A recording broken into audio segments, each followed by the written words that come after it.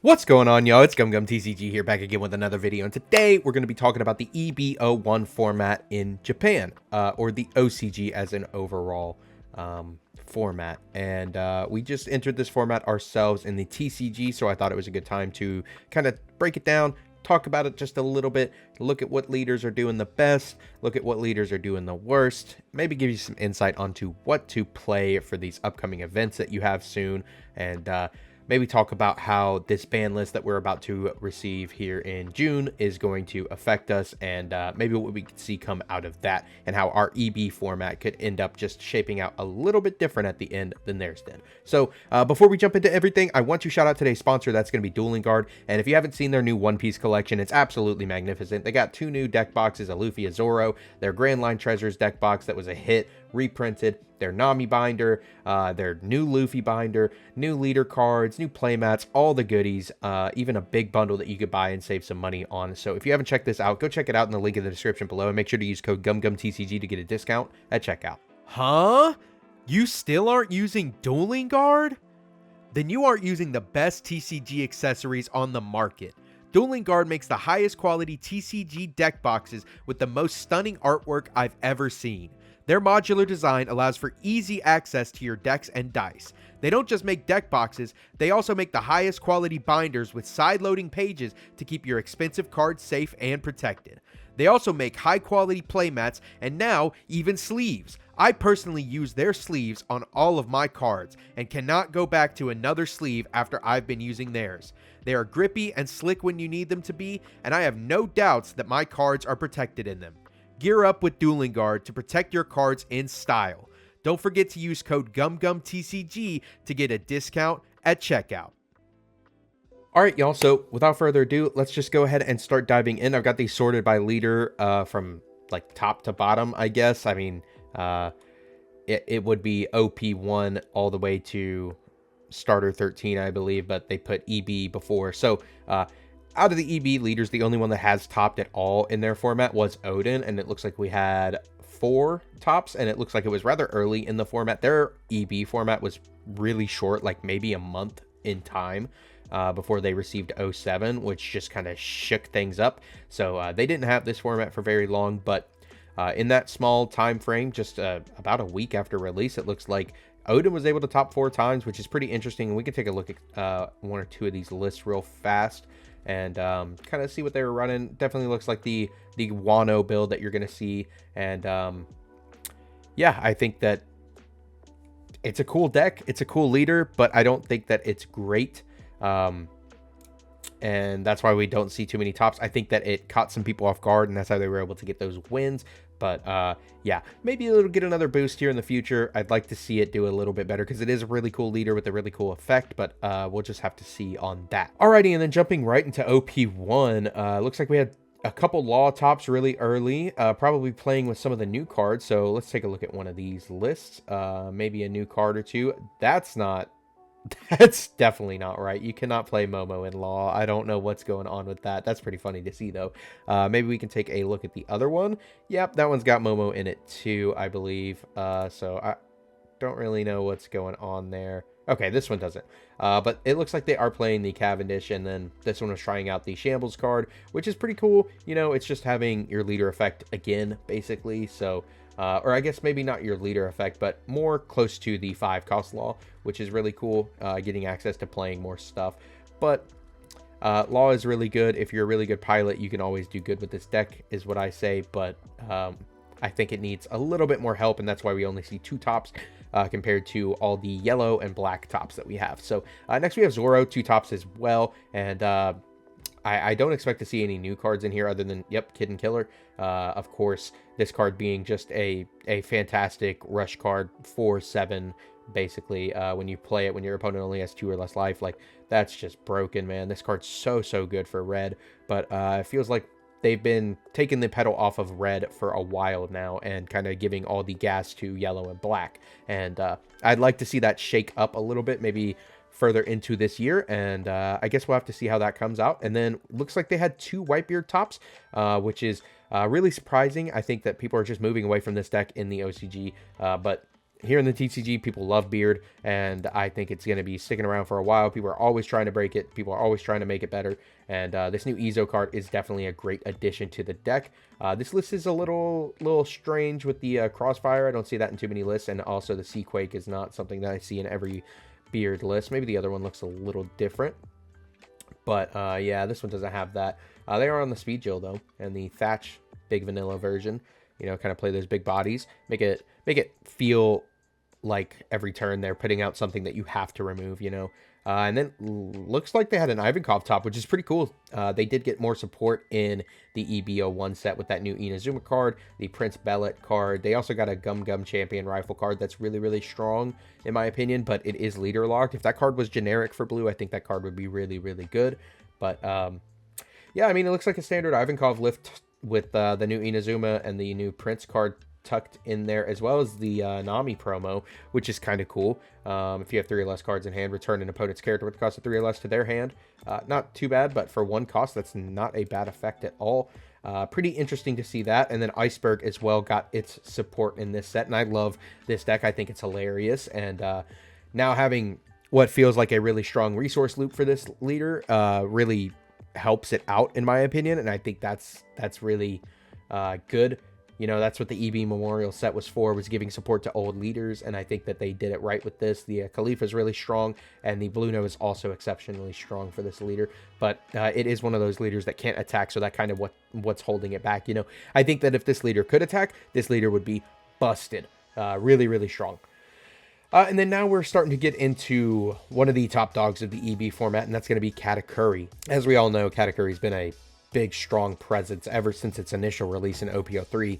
But, yeah, they got access to Charlotte Flampe in the EB set, and that's really strong for this deck, which is interesting because this list isn't even playing it. Maybe this next list is on it. No. Very strange to me. You know, that's a really good 2K for this deck if you need to get lower on life for something like a Maru, or if you want some extra hand advantage or something. It's pretty interesting to see a couple of these lists not even running it. Here's one that finally runs it at 4. But yeah, most Katakuris are looking pretty similar nowadays. You know, you're playing your Linlins, you're playing your Linlins, you're playing your Pudding to search your counters and stuff like that. You're playing your good trigger bodies like Okiku, your Satoris, and then of course you're playing your crazy event cards, Amaru, Disappear, and then Impact. All of those being really, really strong, especially Reject being a card that gets banned. I've been testing out some Enel myself, and Reject is just insanely powerful. But as you can see from the data here, I mean, the metrics do not lie, and Katakuri is one of the top dogs this set. It's just got so many consistent tops. The deck's so consistent, so strong, has such good top end that it's very hard for other decks to compete with it unless it's one of the other top decks. So we'll take a look at some of those here in just a minute. But looks like they had 2 Nami tops. Not too shabby. Nothing crazy, though. You know, Nami's just one of those decks where I think you have to be a really good pilot. They are on the one of Usopp, which I do like. That's a spicy tech right there. And then if you're not a good pilot with Nami, you won't succeed. I have seen some decks starting to try out this one Crocodile just to make their blue events a little bit cheaper so they can play more of them on your opponent's turn, which is really, really funny. But yeah, you have to be a really good pilot with Nami, and then you can also cheek out really easy wins with Nami if your opponent does not know how to play against it. So you got to watch out for that. But before we keep going, if you're not subscribed, make sure to subscribe. Give this video a like if you like this kind of content. Comment down below. Let me know what you think of this kind of content and what you think about the EB format. What kind of deck you're running right now. I'd love to hear about it. You know, like I said, I'm testing Enel myself, and got a nice regional coming up here in a couple weeks, so I'm trying to get ready for that. And I think that it's going to be a solid choice, but I'd love to hear your thoughts and opinions. If you haven't checked out my tier list, go check that out. I dropped that yesterday, so I'll have a link above my head here as well as in the description below, so make sure to go check that out. But next, we got a big exciting thing, and that's Purple Yellow Croc. Lakers Croc finally making a kind of a, I guess, step into the meta. Not really into the meta, but just kind of playability, I guess. This leader's always felt kind of bad, but now with the addition of this Miss Wednesday card, it's absolutely crazy. You play this on curve, and then the next turn you're sitting on like 6 or 7 Dawn. It's really, really strong, and it's exactly what the deck needed. I could see it benefiting from maybe a couple more cards. You know, some yellow Baroque Works cards could really help this out and make it really cool, but also Oh Come My Way is a really, really strong card. Pairing with this pairing this with something like Okiku on your field and then forcing your opponent to attack it to basically give you a free heal is really funny and really, really strong. And I think that we're going to see some more cool interactions with this card eventually. But for now, this list is really cool. If you haven't tested out this deck, I'd recommend at least giving it a shot. You have multiple ways to heal, as in Katakuri, Linlin, Yamato, and Big Croc. And it's just really funny. I like it a lot. It's cool to see that this deck finally got some tops. And then next we have the Grape Dofi, the Purple Dofi, Green Purple Dofi. And the list isn't looking too crazy or anything. This list is actually a little all over the place.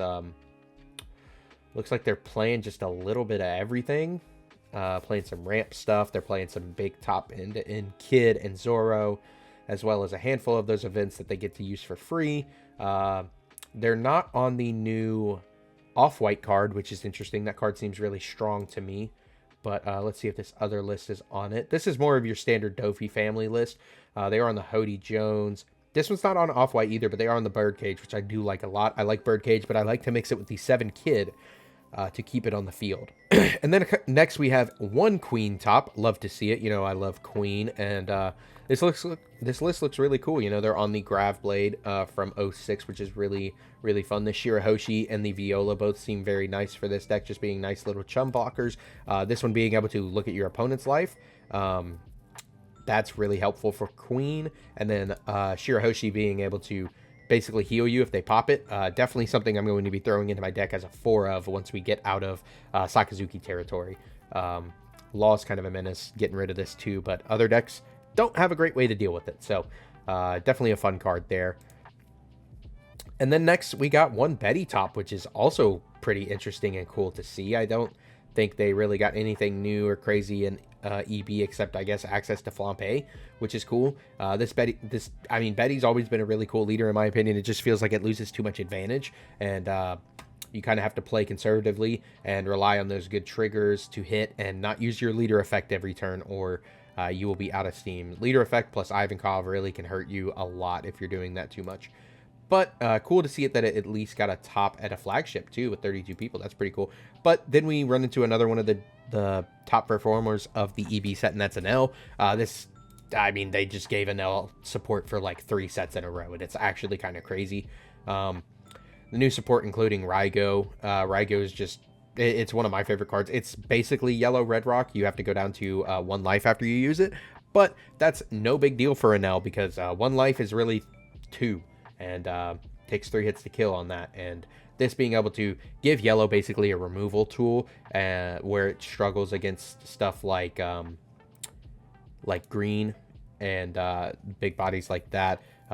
Being able to bottom deck Amoria, or I guess not bottom deck, KO Amoria or something like that, you know, just big annoying bodies. Really, really good, really helpful. They also got access to the Kami card, which is really cool. This looks like an 07 list. They got access to the Kami card, which I don't think I've seen too many lists running. At least not from the OCG. I know that a lot of people here... Okay, here we go. Here, this is one of the kind of rush beatdown Sky Island builds. I've seen some of these lists playing a lot less heal and a lot more aggressive cards. You know, stuff like 4 aces, 4 Anel, 4 of this Kami card, and 4 reject. Just really trying to put the pressure on your opponent really fast. And it can be a very powerful strategy into some decks, but I have been enjoying the more heal-oriented, grindy game state. And once I get that list ironed out, I will be doing a deck profile on it, but still working out the kinks. And then next we got OP5 Luffy, which is really cool to see Luffy at least have 1 top, but this looks exactly like a list from 05. I mean, almost card for card. So still cool to see that people are trying it out. I do think that Luffy is going to be a very strong leader come around 08 and the time that the structure deck for Luffy releases, but we'll just have to see. And then here we can see the reigning champ for EB. That's Sakazuki, having more than what looks like quadruple the tops of other decks in this format. And it's just the reigning champ. And that's, I mean, it's one of the reasons it's getting banned. It's consistent topping. It's doing the same thing here, even before EB has released. And I foresee it doing the same thing, being the best deck in the room. And for good reason, good measure. I mean, we'll just look at random list here. They all look really similar. You know, you're playing your Rebekahs, your Hinas, your Borzies. This one's not on Sabos, which is pretty interesting to me. You know, Sabo's a really good card. We've definitely seen Sabo make its way into a lot of lists here in the TCG lately. But you got your Morias, your Luchis, your Eruptions, your Ice Ages, Houndblaze, Blades. I mean, it's a standard Sakazuki list, you know. I mean, I feel like most of them are pretty cookie cutter, and maybe swap a couple cards out like Sabo. Some lists are on the stage. I know that a lot of people in the TCG have been testing out the stage, and it's a cool variant for sure. I just think that some of the advantage that Great Eruption and Ice Age can bring you is invaluable. This one's actually pretty interesting. They were trying out the Brook as well as T-Bone. I know a lot of people are playing T-Bone as a new searchable 2K. It's a body that you can also use to pop something if you need to, but mostly just used for a 2K. But playing the Brook is pretty interesting. I know that Rob Lucci likes this in 07, but pretty cool to see. You know, maybe just a little bit of variation with this. But yeah, I mean, I feel like a lot of them are really, really similar, give or take a few cards. Kind of just pick your poison, right? But it's the best deck for a reason, and I foresee it doing the same thing here in the TCG. I do think that Enel is going to be a little better in the TCG. I think that people over here just like to play yellow.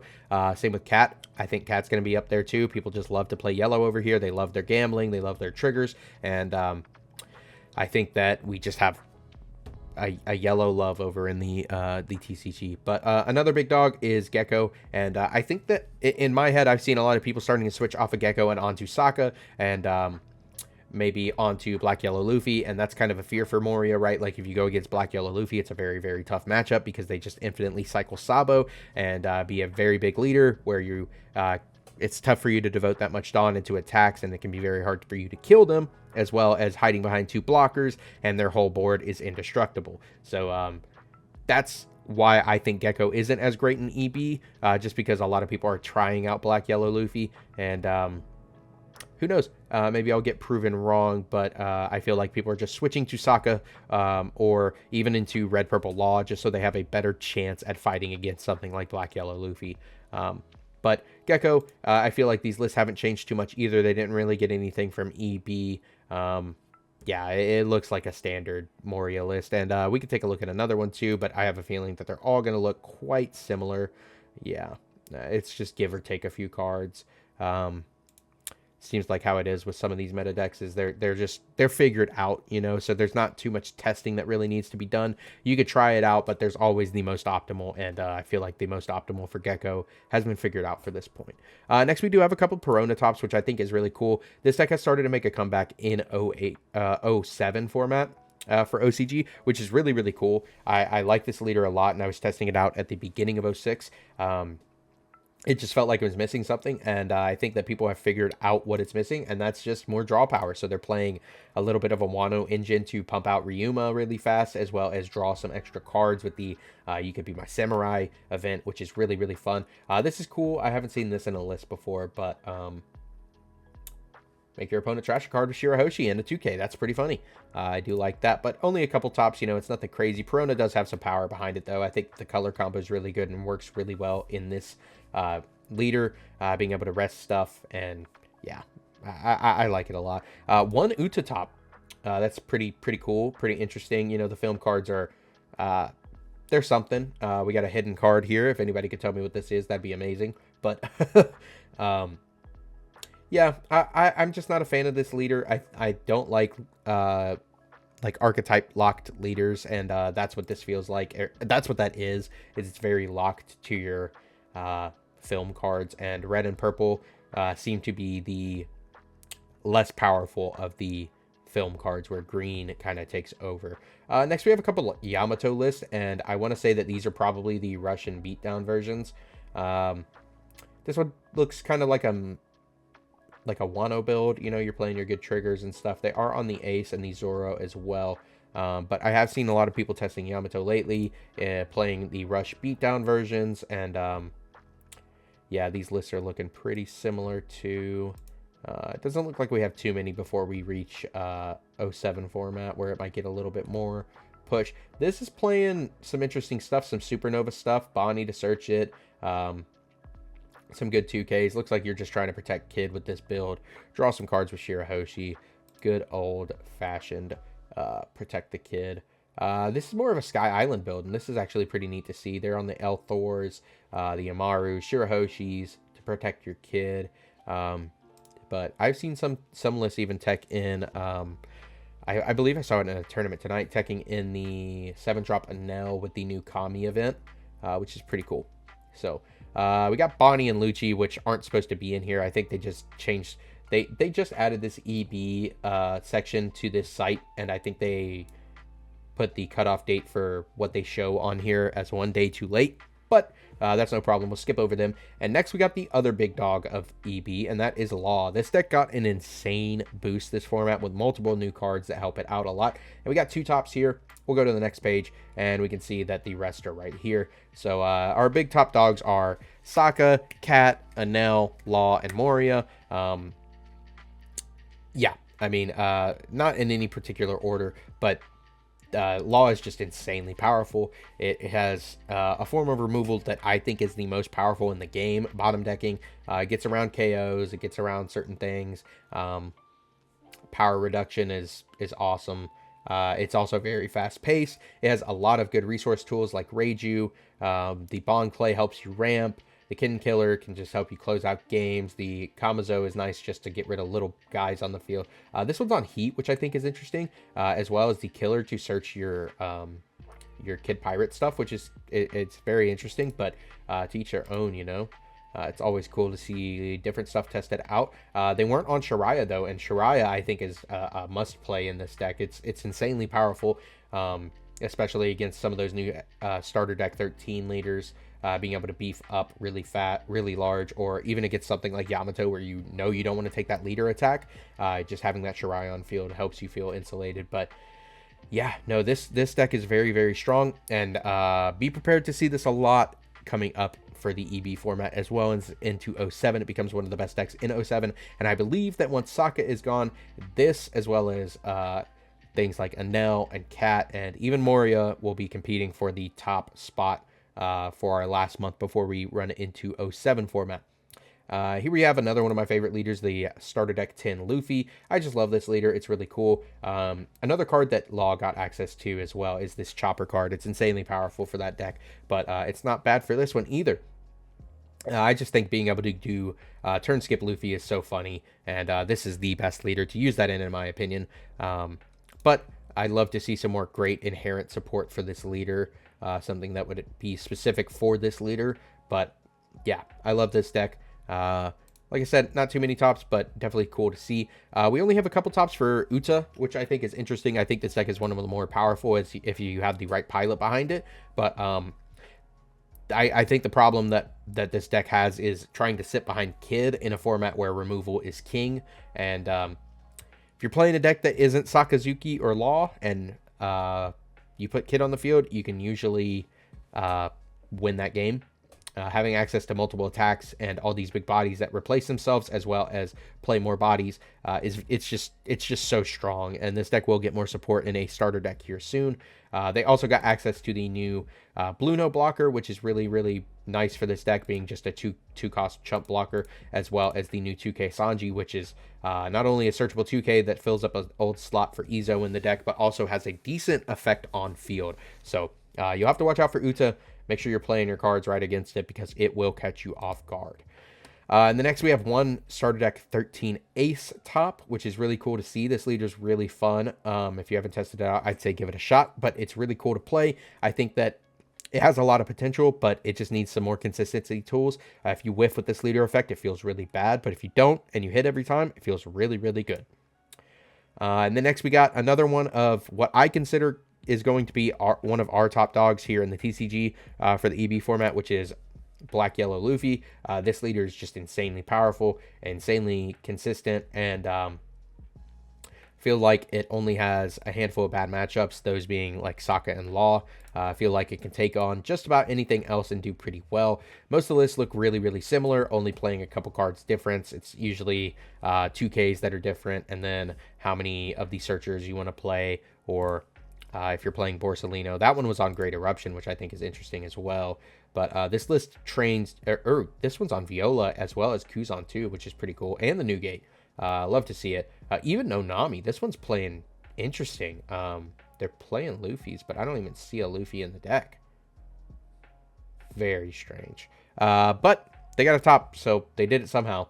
Maybe they know something I don't. But this deck changes drastically moving into 07. They're playing a lot more black cost reduction cards, which I think is really cool, combining it with the 07 Luffy. So you have to keep an eye out for that. But I do foresee this being one of the best decks in the EB format for us. People are just practicing with it a lot, playing it a lot. It has a lot of good matchups, but it has those bad matchups that are going to be at those top tables, which I think is where it's going to fall out of favor. And then finally, we have Starter 13 Sabo. This deck is really cool. I definitely want to test this out. I haven't tested this one yet, but it looks really strong. And I think with the right support cards, this leader could be absolutely broken. Being able to essentially heal every single turn while getting a boost to something else is just really, really broken. You have access to really strong rush cards and also really strong yellow cards. I think that it just takes the right deck build to break this leader, and maybe a couple more support cards. But that's just my opinion. All these thoughts in this video are all my opinion, but I do think that we're going to have a similar format to EB. However, I do know that in the TCG, we do like our yellow a lot more.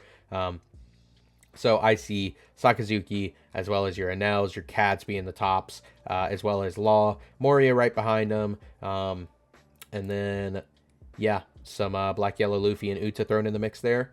Not too bad, but I don't know. What do you guys think about this format? Have you been enjoying it so far, and what kind of decks you're rocking? Let me know down in the comments below. Also, if you're not subscribed by this point, make sure to give me a subscribe and a like. Helps me out a lot, and you won't miss another video. If you haven't checked out Dueling Guard, go check out some of their new products. Use that code, and I will see you all on the next one. Peace.